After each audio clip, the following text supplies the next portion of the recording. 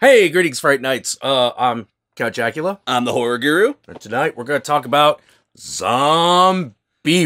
Now that's a fucking movie. It's definitely a movie. It is a movie about a bunch of teens who come to a cabin in the woods. As you do.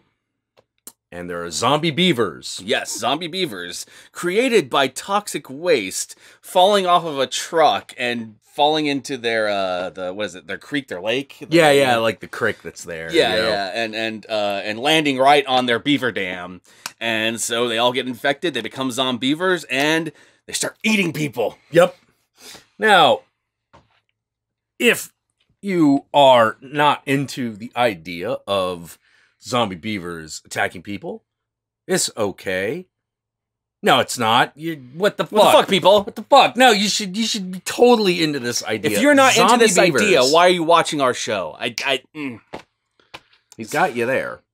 Zombie beavers? I say that. I say that out loud, and you're not watching it right now. You're not pausing this and going to watch it right now, even if you've already seen it.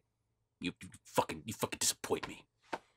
Now, let's get into spoiler territory. Spoilers. Because anything other than there are zombie beavers in the movies is pretty much spoilers. True. All right. The movie does, for me, slow's the wrong word, but it takes about like 15, 20 minutes for the beaver attacking to start, which is pretty typical. Mm-hmm. And up until then, we learn that our main characters are pretty terrible people. Yes, they are.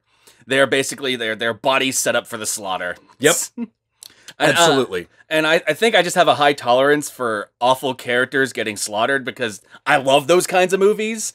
But it was bothering Jack. Yeah. It took me... Pussy. Well, fuck you. Fuck you. It took me, like... Now, here's the good thing.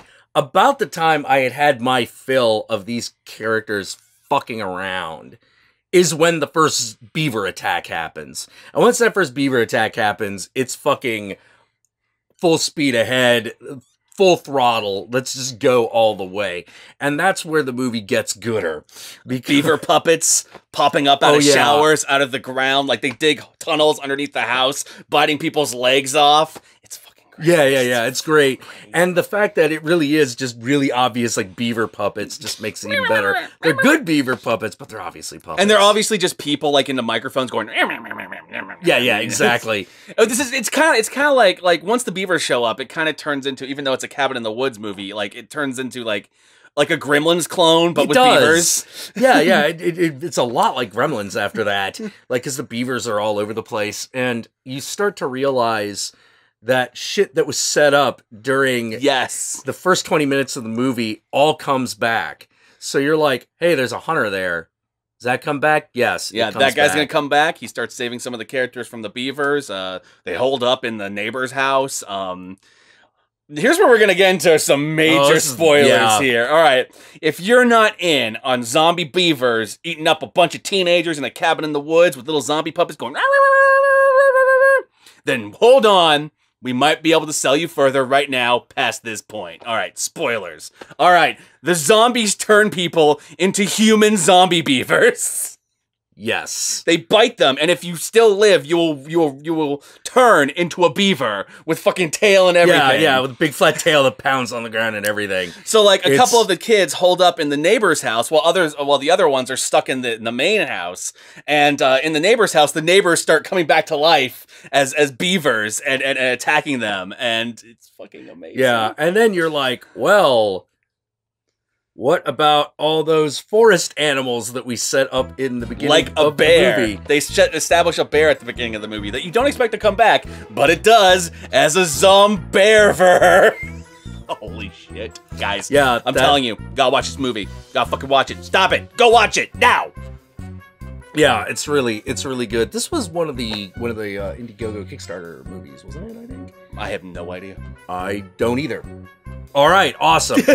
All right, that's the first time I heard about this was when the trailer was released, like a year ago. Yeah, I saw the trailer and was like, Zombeavers, okay. Absolutely. And then when they did the Oscar contending video, that was pretty funny. Yeah. So I've been looking forward to this for like a year and a half now. I believe it's oh, I'm sorry, it's not Jim Norton, but other comedian. Fuck. Who are we talking about? The guy at the beginning. Oh, okay. Oh, God. I know who you're talking about. God damn it. Name's going to appear right here. Yep. And these guys start out the movie and they're just basically truckers. Yeah, truckers, like shooting the shit, but the shit they're talking about is not the kind of stuff you'd expect truckers, like masculine male truckers, to be talking about. They're like, one guy's just talking about, I dated a guy once. I dated a guy once. What happened? It's really hard to suck dick. It just goes off in this tangent, and it's obvious that they're just ad-libbing the entire exchange, and then they hit a deer, and that causes the barrel to fall off and go into the beaver dam. You see that deer? Yeah? No, I don't think you see that deer. Oh, I see it. Oh, you know what? I didn't really see the deer. Yeah, you're right. What can I say? And then it breaks into a straight up like James Bond opening for beavers. It's amazing. Movie's crazy. It's awesome. It's currently on Netflix. I really highly recommend you check it out. If you have Netflix, go watch it. If you don't have Netflix, I'm pretty sure it's on Amazon Instant and YouTube and iTunes and stuff like that. And if not that, fucking go out and buy yourself a copy. This is a movie worth owning. This is a movie that'll be really great to watch with a bunch of friends. Absolutely, I highly recommend you watch this in a group. Because I imagine people watching it alone will probably have less of tolerance for the awful characters. But if you're watching it in a group, riffing the movie, it's probably going to enhance the experience. Yeah. This was usually when I watch a movie, I don't necessarily like to riff it the first time I watch it. But this is a movie where like that's kind of they want okay. you to. Yeah, they basically really want you to. Yeah, it's really okay if you do that. It's I don't know where I'm going with that. It's awesome. Yeah, it's an awesome movie. I feel like there's not really much else to say, so I feel like that's we've gone over all the selling points. I mean, we can go plot point by plot point, but what's the point? It's a beaver movie, Cabin in the Woods. You can pretty much figure out the progression of events that's going to happen. You know? Yeah. So maybe we should talk about also what came out today, which was Kung Fury. Which is the 80s throwback short that has been promised for a while. Now, I originally thought this was going to be a full feature. Yeah, me too. I was under the impression it was, but I guess it was a short, and I just didn't read it right. Yeah. It's just a short. They're trying to do like a full feature, so you can watch Kung Fury right now on YouTube. It's great. Fucking awesome. It is as stupid as the trailer promises. Mm-hmm. That trailer does not lie at all. Really highly recommend it. It is all of the 80s. Yeah, all of it. Every single bit is in this movie. They also, as a promotional bit for the short, they made a video game, then put it on the Steam. They did for $2. I bought it. All it is 80s graphic. Now, here's what's cool about the game. So, excuse me. Starts out, you're like at an arcade cabinet, and they've digitally placed that fucking like cathode ray tube look to the damn thing. And you start playing it, it's got 2 buttons, punch left, punch right, and that is it. Yeah, so it looks like you're literally playing an arcade cabinet on your computer. Yeah. And you're just like, punch. It's about $2 of entertainment, you know? It's great. Like, it's great. You know, if you're like, hey, I want something that is going to last me at least an hour, this is not, no. This is 15 minutes at best. Yeah. Oh, man. But yeah, the Kung Fury, check it out. Really good. Really good. And I think maybe that's about it. Maybe it's just going to be a short one this week. Yeah. Or maybe we should talk just a little bit, just pad run time out, talk a little about what we're working on. Okay. Yeah, I'm working on Frankenhooker. It is a, I don't know what to say about it other than I'm working on Frankenhooker, to be honest. I'm working on Event Horizon. That is going to be kind of a complicated shoot because there's a lot of effects. Yeah, there are a lot of effects in that one, and they're even though they're really shitty effects, like they still need to be built. Yeah. You know, like the video is. I'm not. You know, we're not going for like the highest quality effects we've ever done. Like I'm not even going for like some of the stuff we were doing in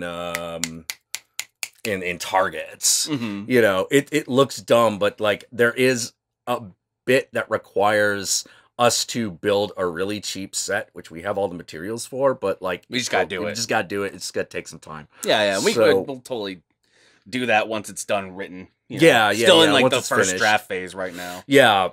That movie was surprisingly that script was surprisingly weird because I had an idea going in, and it's one of the Kickstarter requests from Razorvine of Gamer Media Geek. Who gave me $50 and said, I want you to do Event Horizon. I was like, okay. Rock on.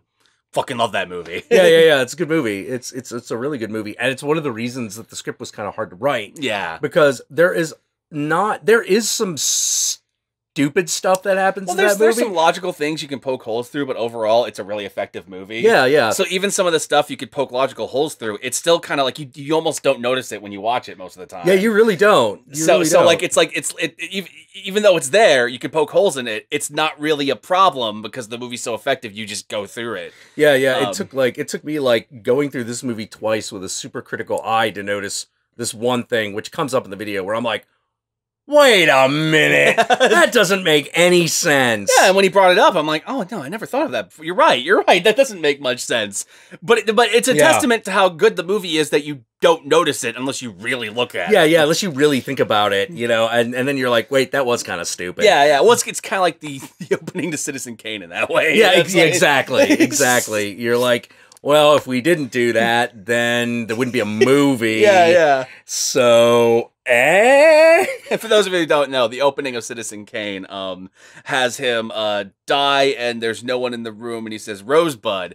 But the thing is that the whole plot hinges on the fact that he said Rosebud and everyone's like, what does Rosebud mean? But if there was no one in the room, then no one heard him say it. And how did that end up being a headline the next day? It's like cinema's greatest plot hole, but most people don't notice it watching the movie, which is a testament to how good the movie is. Yeah, exactly. Yeah, probably the most famous plot hole of all time. Yeah. You know, but it's also considered one of the best movies of all time. Exactly. So that really shows you, like, plot holes don't always break the movie. Very true. But I get really mad when people say things are plot holes that aren't. Oh god, that irritates me. Yeah, fucking like all right, hi, is this on? Okay. Hi. Yeah, it's Count Jackula. I thought that I would provide some voiceover here because the vlog wasn't shitty enough. As me talking to Josh or Guru. I had this really weird dream the other day. It was about, it had duck in it. Can't really remember anything else about the dream. Yeah, I'll just let you get back to the vlog at this point. Yeah, absolutely. Like, you can't go by that damn factory and not think Blade Runner. Exactly. Exactly. Especially because it does have one of those towers that just goes... Yeah, there's a lot of towers that just spewing bullshit into the air, and we're fucking choking and dying over here. Yeah, and right now, you may be that guy we're talking about because you know who you are, and you're going... Am I ever going to live that down with you guys? Nope. The answer is no. No, you're never going to live that down. We're never going to stop getting you shit over that. Oh, my God. Which, that's not even fucking a plot hole. Like, it is literally the first shot of the movie. Yeah. Is all that. Like, that is the setting of the movie. That they live in this super industrialized future where smog has gotten real bad. Fucking pollution's awful. Like, people are practically choking in the goddamn streets. That is the premise of the movie. If you can't buy that, then you might as well just quit watching the movie as it is. Yeah, yeah. I got into an argument with one guy who said that in the original Raimi movie, how Spider-Man gets his costume is a plot hole. And I'm like, what are you talking about? And by the way, I did not need to know how Spider-Man came up with his costume. It was enough to see a super shitty one. And oh, I remember that dream. It was Count Duckula. He was chasing me. Then a decent one. Yeah. Well, especially he got like $100 or something from that one guy. He could have easily used that. I don't need to see it. It's like well, it's like Ghostbusters. Like they go from hey, let's start this to owning a building and having all this equipment. You don't see them make it. You don't need to. Yeah, all you need to know is that they got the money by putting Ray's house up for mortgage. Yeah, that's it. God, yeah, that's all you fucking need. If Ghostbusters were made today, it would be fucking 45 minutes of them putting together those goddamn suits, and I'd be like, oh my God, get on with it. Whatever happened to the economy of storytelling that movies used to have in the 80s? Seriously, what the fuck? Yeah, well, it's really weird because, like, even though even though the movies themselves seem to have gotten longer and longer, more and more movies seem to be doing less and less with this expanded amount of time. And I'm like, you gotta be kidding me. Like, you could have, like, expanded, you could have done so much more, but now the movie is, like, fucking, like, 2 hours and nothing is happening. You know, and for a movie like Django Unchained or like Age of Ultron, like, hey, I want to remember that time a horror guru read something that said he was a douchebag. Anyway, I'm gonna go take a shit in the fridge. Okay, clearly that's the wrong clip. Let's get back to the vlog. That makes sense. Well, they utilize every single second. Yeah, every second to their advantage. You know, because especially like Age of Ultron, because there's so many characters, so much shit happening. Like the big problem with that one is that one almost feels like it needs to decompress a little bit because it's moving so fast. Yeah, that feels like it needs another like 10 minutes. Yeah, you know, even though it's already like an and that's a rare case where that happens, where a movie's got so much going on and it's moving so fast that you feel like you need to like stretch things out a little bit so that things register a little better. Yeah, well, like and fucking like Whedon was talking about the fact that they didn't want him to have the farm sequence, and I'm like, yeah. Yeah, they were like, we don't want you to have the farm sequence. It's too slow. And I'm like, dude, you need that. That sequence features some of like the heart of the movie. It does. Like the scene between Black Widow and Bruce Banner. Yeah. Like the scene with Hawkeye and his wife, which sets up his relationship with the twins. You know, no. Yeah, like, the stuff between Iron Man and fucking Captain America. Yeah, absolutely. Everything comes to a head in the quietest moment in the film. Yeah, why would you take that out? Like that's yeah, exactly. That's whatever. Yeah, they just wanted it out. They thought it was too. That's slow. like taking out the farm sequence in the first Teenage Mutant Ninja Turtles. Yeah, absolutely. Like you couldn't do it. You can't do that. You can't do it. And like and by the way, just in case you are someone who's stupid and doesn't realize what we're talking about the original 90s Ninja Turtle movie. That one, not the Michael Bay one. That Michael Bay was a piece of shit. Fucking, and now they're making a sequel to that. And now they're like, "Oh, we're putting Rocksteady in the movie," and I'm like, "It's still gonna suck."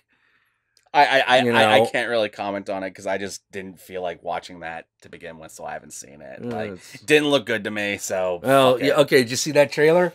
Yeah. It doesn't lie. I believe you. Yeah, I believe you. Yeah. So, like, we're talking about the '90s one. The original '90s Ninja Turtle movie is awesome. Oh yeah, absolutely. I fucking love it. You've talked many times about the fact you have a soft spot for Secret of the Ooze. I have a soft spot for Secret of the Ooze, but Secret of the Ooze is not what I would call a good movie. Yeah.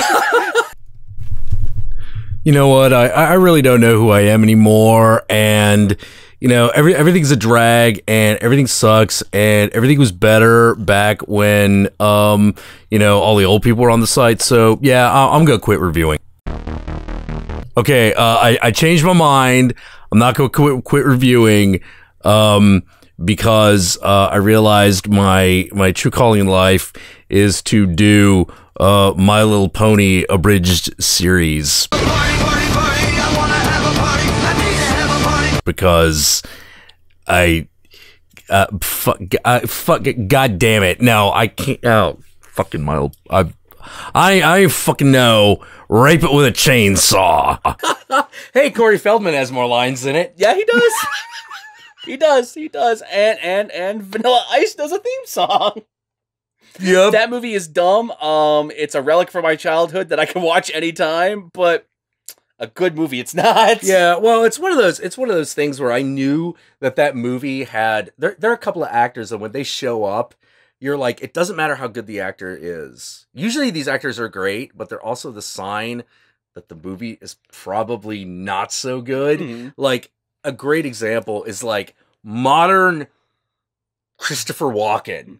He shows up, you know the movie is bad, but he is going to be amazing in the 5 minutes he's on screen. Oh man, his brief moment in Joe Dirt is the best scene in the movie. Yes. Yes. I'll stab you in the face with a soldering iron. Another one for me is Gary Oldman. Mm-hmm. You're like, Gary Oldman's in some great movies, but he's also in a lot of bullshit. Yeah. And the more bullshit the movie seems from the get-go that has Gary Oldman in it, the more bullshit the movie is. Like, my favorite... It's actually one of... God, I keep forgetting this movie exists. The fucking Scarlet Letter with Demi Moore and Gary Oldman is one of the worst movies I've ever seen. It's awful. It is so fucking awful. I could not believe that there's just a random Indian attack in the middle of that movie. I'm like, why is there a random Indian attack in this movie? Why is this happening? Shit from that movie. It's so bad. I remember that there's a red bird in it. I remember that Demi Moore like takes a bath and they try to make it like fly. I just killed a fly on the light. That's right. We got bug murder here again. 2 weeks in a row. Yeah, but I remember like watching the fucking Scarlet Letter and just being like, what is happening? Why am I watching it? And they made me fucking watch that. I had to watch that. Oh, was that one of those class? Yeah. It was the Academy of Art. They're like, do a movie review. And I'm like, okay, yeah, sure. I'll see. I believe it was the same year Event Horizon happened. And I was thinking of doing it around 97. Yeah, 97. I was thinking of like doing it on that movie because I'm like, all right, it's a dumb horror movie, so I know I can sit through it, so I'll do a review of dumb horror movie. They're like, no, it has to be the Scarlet Letter. And I was like, really? You're gonna force me to see this obvious piece of shit? Well, maybe it won't be that bad. And it was the worst fucking movie I remember one time I ever saw. And this wasn't in film school, this was in high school. For whatever reason, I had to write a paper on Gorillas in the Mist. Have you seen that movie with Sigourney Weaver? Oh, jeez. Where she goes out and, goes to protect the gorillas. and there's this awkward, like, weird chemistry between her and one gorilla where you're like, are they falling in love? Like, yeah. This is shot like romantic, like romantic cinematography.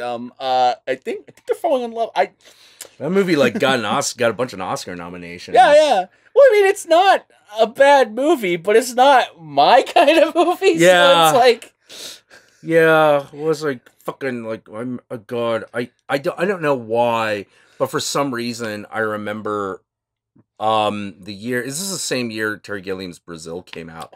For some reason, instead of getting to see Brazil, which would look fascinating, I had to see not Gorillas in the Mist, Out of Africa. Oh, Out of Africa. Once again, one of those, not a bad movie, just not my kind of movie. Yeah. Hey, Fright Nights, how you doing? Yeah, videos are taking a while, as they sometimes always do, but I don't want to leave you hanging. So, I'm going to show you what I'm cooking today for lunch. And, got some beeping. That's good. Got a few of the things, handled ahead of time. So, yeah, let's just show you. So what we're going to be cooking today is, veggie burgers with bacon. Yeah, and you're like, is Out of Africa deserving of the Oscar it stole from Brazil? No. Brazil is way awesomer. Yeah. They put it this way. They put Brazil in the Criterion Collection. People have forgotten that Out of Africa exists. Out of Africa is that kind of movie that is a solid drama Yeah. The kind of drama that wins a lot of Oscars, but not necessarily the kind of drama that people end up remembering later. Yeah, yeah. It's kind of like Dr. Zhivago without Dr. Zhivago. Without that cool moment where he's dying of a heart attack and all that shit. It's sort of like, hey, out of Africa, what happens? All right, a bunch of white people go to Africa. What happens next? They leave. There's a giraffe in that movie. I remember there's a giraffe in that movie. Although, speaking of Africa, I really want them to fucking release that fucking giant cat attack movie that was made in the 70s. Oh, Roar? Roar. The one the Alamo Draft House has been playing over in Texas. God, I wish there was one of those near me. When's that DVD come? When's that Blu-ray coming out? I want it. I want it. Yeah. The movie where like half the crew was fucking mauled by fucking tigers or lions. They were all great cats. Great cats. Yeah. Tigers and lions over the production of that movie because the safety standards, it was the 70s, were pretty fucking awful. Yeah. In this restaurant, a hamburger deluxe come with french fries, lettuce, tomato, mayo, and eggs. And then they finished the movie, they cut together the movie, they presented the movie, and then they shelved the movie. Yes. And 40 years later, the Alamo Drafthouse finds this fucker and is like, what? Why isn't this playing right now? Here's a little history for you. The safety standards in that movie was kind of par for the course for movies made in that time period. Hollywood didn't tighten up its safety standards until after The Twilight Zone. When one of the lead actors in one of the segments, specifically the John Landis segment, and a couple kids got decapitated by a helicopter during a stunt sequence. Yeah, they're killed during a helicopter stunt sequence. Yeah. And after that, Hollywood started tightening up on safety, on on-set safety, and making sure. Yeah, because that was a huge deal. Well, absolutely, it was a gigantic deal. National news. Yeah, almost ruined everyone's career. Absolutely. Like everyone involved with that movie got taken to court over it. Yep. You know, whether or not they were applicable in the including Spielberg. Mm-hmm. You know, they all did. You know, and after that, like Hollywood became a lot more, what do you call it? I don't want to say safe because the accidents still happen, but like they became more cognizant of being safe. Yeah, a lot more safety regulation. Yeah. You know, a ton more, which is kind of weird because what eventually ended up happening, now this is like 15 years later, is that those standards still exist in Hollywood, but you go to other countries and they don't. Yeah. So, like, for instance, like Mad Max Fury Road is filmed in Africa because no safety standards. Oh, you see some of those stunts, you're like, hell yeah, no safety standards. Holy shit. Well, that's one of the double-edged swords about it, is that so many great movies and great moments in movies were made under unsafe environments, and people were put in actual danger to do it, you know. Stuff like, what was it, Evil Dead 1 or 2, whichever one of them, where they had the liquid mirror that was made up pure mercury. Yeah. You know, like, straight up, like puts his hand into it, cancer. Like, yeah. But cancer risk, yeah. An iconic scene that we all fucking remember from those goddamn movies. I believe in the first one it was water, and the second one it was mercury. But the thing is like, on one hand, you want everyone to be safe, you want to do nice and safe regulations, but on the other hand, as history has proven, art itself is not safe. It's one of those things where if you risk your life, you would rather it be for a Fury Road rather than The Conqueror. Yeah, absolutely. You know? That's the other thing, you know. It's like, it's just because you risk your life doesn't mean it's going to turn into a worthwhile moment in cinema. Yeah. So it's one of those things where, on one hand, everyone should be safe and do all that stuff, but you have no idea how many great scenes in movies would not happen if someone wasn't this close to death. Yeah, it's kind of insane. It's also kind of insane, like, the conditions a lot of filmmakers, even like early 80s video filmmakers, went through in order to get shit done. Mm-hmm. Like, my favorite example of just a video producer being worth his weight in gold is when they're doing the video for Michael Jackson's Beat It. Oh, yeah. They fucking actually had New York, or I think they were filming in New York, right? Well, anyway, local gangs actually did come in to bust up production, like straight up, you're in our territory, we're gonna bust shit up. And so what the producer has to do is he goes to the gang leader and says, we'll pay you like a very small amount of money to be in the video, and while we're shooting, you can protect us from the other gang. And that's how Beat It got filmed, and a lot of those extras are actual gang members. Yeah, and on similar scenarios, Candyman was actually shot at Cabrini Green and used actual local gangbangers as part of the backdrop for that movie. You know, so they wouldn't disrupt the production. they made it part of the movie. Yeah, like you're having to deal with like all kinds of like awful seedy people. There was that story from Transformers, I think 4, when they were shooting in China, and the run-in Michael Bay had with some of the local criminals. Yeah. They like fucking busted his face open and shit. Yeah, you know, like shit like that happens. Like art isn't safe, but at the same time, you do want to make it as safe as possible. Yeah, you want to come home at the end of the day with all your limbs intact. Yeah, you know, like don't light someone on fire without a flame suit. It's a bad idea.